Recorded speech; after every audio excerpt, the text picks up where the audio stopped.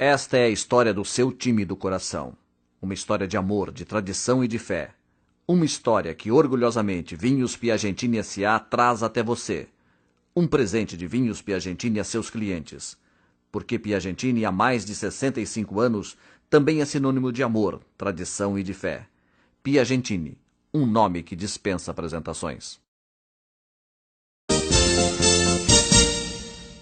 No início do século, um imigrante italiano, Luigi Servo, funcionário das indústrias reunidas Francisco Matarazzo, vivia quebrando a cabeça para arrumar um jeito de fundar em São Paulo, cidade com então 300 mil habitantes, um clube que reunisse todos os italianos e seus descendentes. Outros três amigos de Luigi, Vincenzo Ragonetti, Ezequiel Simone e Luigi Emanuele Marzo, acham a ideia maravilhosa e tratam de procurar a melhor maneira de colocá-la em prática. O incentivo que eles precisam chega no início de 1914, através de dois times italianos que excursionam por São Paulo, a fraca Pro Vercelli e o poderoso Torino. A campanha da Pro Vercelli na cidade é decepcionante. Perde de 1-0 para a seleção paulista, é goleada pelo combinado Scott paulistano por 5-1, empata em 2-2 com o Palmeiras Mackenzie e em 1-1 com o São Paulo Ipiranga. Já o Torino é um sucesso total, não decepciona seus fãs italianos. Começa arrasando o Internacional por 6-0, depois goleia o combinado paulista por 5-1. Na terceira partida, 3-0 em cima do Lusitano. E finalmente 2 vitórias sobre o esquadrão do Corinthians, que é o orgulho da cidade, 3-0 e 2-1. A exibição dos craques italianos marca profundamente os membros da colônia em São Paulo. Os ingleses tinham seu clube, os alemães e os portugueses também. Mas os italianos, maior colônia da cidade, tinham que se contentar em ver seus jogadores vestindo a camisa dos times comandados por outros imigrantes. Isso não podia continuar. Os 4 amigos sabiam que a hora tinha chegado e trataram de aproveitar o bom momento proporcionado pelo sucesso do Torino. Ragonetti, que era jornalista, faz publicar no dia 13 de agosto de 1914 uma carta em forma de anúncio no jornal Fanfula. Nela ele pede que os italianos se unam em torno da fundação de um clube, exatamente como tinham feito os ingleses e alemães. 5 dias depois, o Fanfula esgota sua edição ao noticiar uma reunião marcada para as 20 horas no Salão Alhambra, na Praça Marechal Deodoro, número 2A. A reunião dura várias horas e na madrugada do dia 20, 35 pessoas ainda discutem, gritam e ameaçam sair no tapa para decidir se o clube seria tradicional, com reuniões literárias, bailes e teatro, ou apenas esportivo. Diante de tanta confusão, uma nova reunião é marcada para o dia 26. Luigi Servo, apontado como virtual presidente do clube, retira sua candidatura a favor do amigo Ezequiel Simone, eleito provisoriamente. Simone, politicamente, trata de atender às reivindicações de todos e, desta maneira, na presença de 46 pessoas, nasce o Palestra Itália, com finalidades culturais e esportivas. Fundado o clube, com seu estatuto escrito em italiano, seus diretores tratam dos preparativos para apresentá-lo à cidade e principalmente à colônia. A festa de apresentação em 9 de janeiro de 1915 foi de gala. Um grande baile nos salões alugados do Germânia e a presença do comendador Pietro Baroli caracterizam todo o requinte e luxo da noite. Tudo regado a champanhe. Socialmente regularizado, resta agora ao Palestra apresentar seu time de futebol.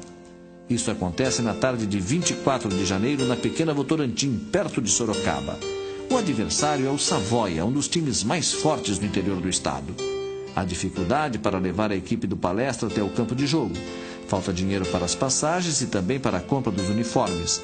Mas tudo isso acaba superado e o Palestra estreia com uma vitória de 2-0. 2 gols de pênalti. O primeiro cobrado por Bianco, maior estrela do time, que teve a honra de fazer o primeiro gol da história do Palestra, e o segundo por Alegretti.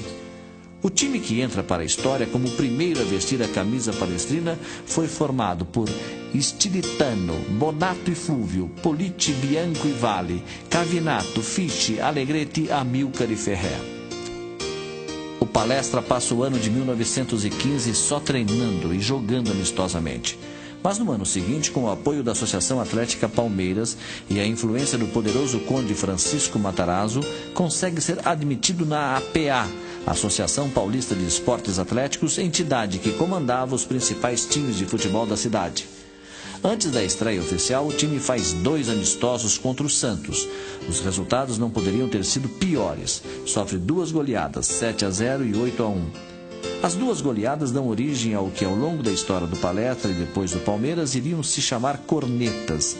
Elas soaram alto porque, no dia do primeiro amistoso, outra entidade italiana de São Paulo, a Pro Pátria, promovia a estreia do barítono Tito Ruffo, interpretando a ópera Aida.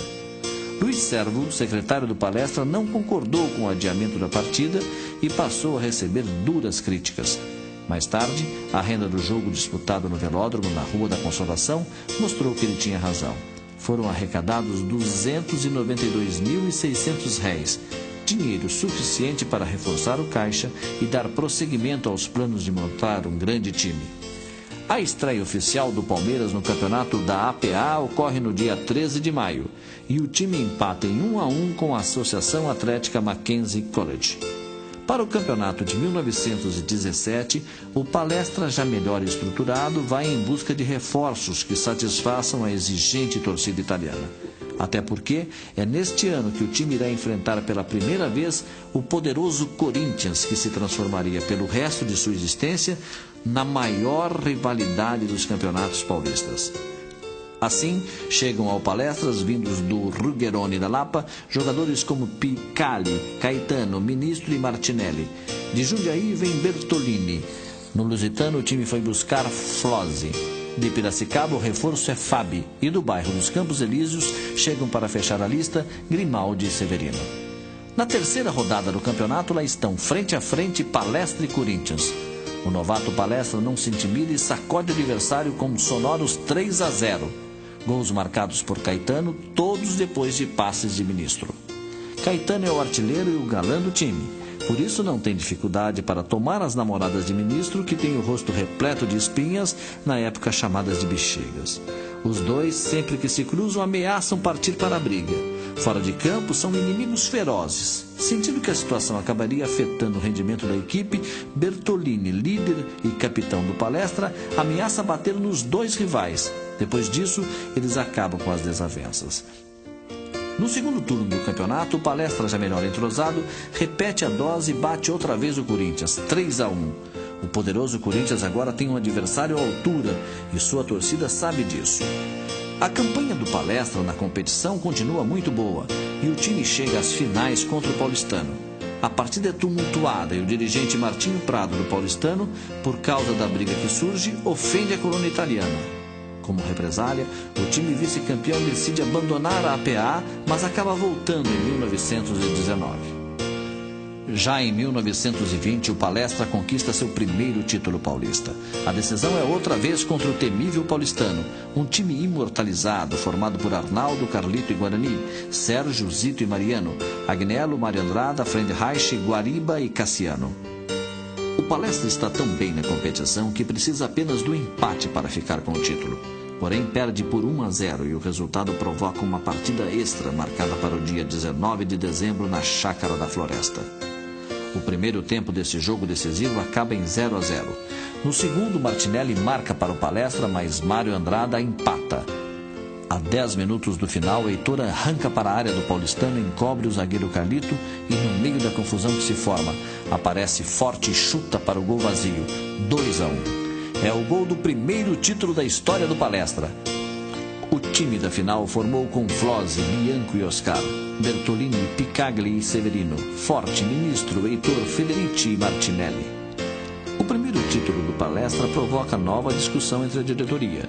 Como um time campeão pode andar com um saco de camisa nas costas, para baixo e para cima, sem um lugar para treinar?